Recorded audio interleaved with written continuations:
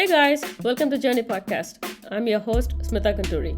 You're going to hear a new segment in Journey Podcast as Coach It Forward. Hope you guys enjoy. Hi there. I'm here to talk on Domestic Violence Month, the White Ribbon Month, October. Let me start by asking this question to you. How many of you have not felt any pain in life? How many of you have not felt a pain that is not physical? How many of you are familiar with the pain of losing someone? Though it is unfortunate, some of these might have resonated with some of you.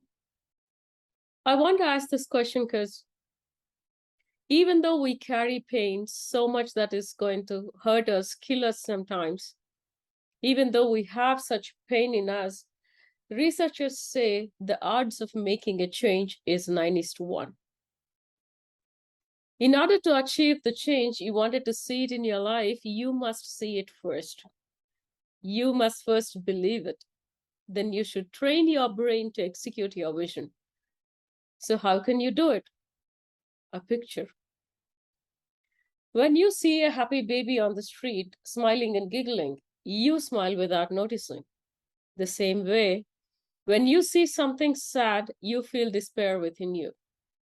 So what are you feeding your mind?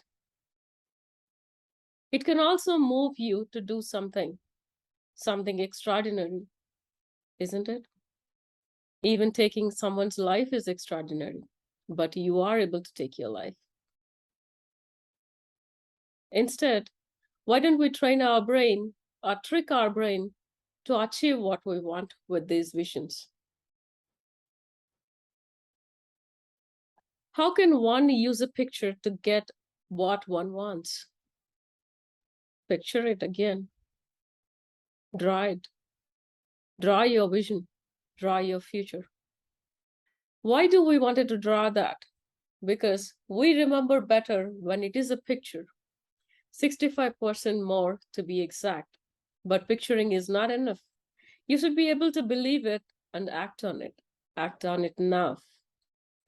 Initially, you will only know the major points are the endings of your vision, meaning it would just be a picture, you seeing it, and that is okay.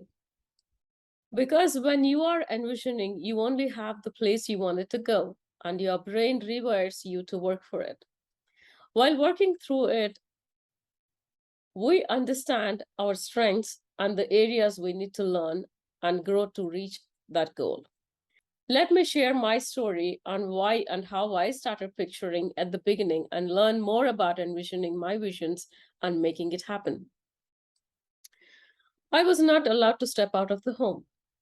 I was not allowed to wear what I wanted to wear. I was not allowed to even eat what I wanted to eat. Everything has a rule. Everything is controlled so meticulously. If you think that is horrible, let me tell you one thing. I was not allowed to deliver my baby when it was time. Yes, you heard it right. It was a Tuesday when my pregnancy term was completed and I was on the delivery table and about to deliver my son.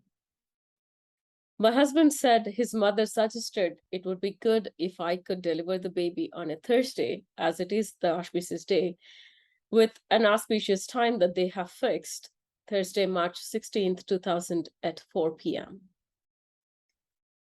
The doctor warned him it was not good for the baby or me. He didn't care. All he needed was to control. The next day I was okay, but around 7 a.m. on Thursday, I started bleeding and the baby's heartbeat was decreasing.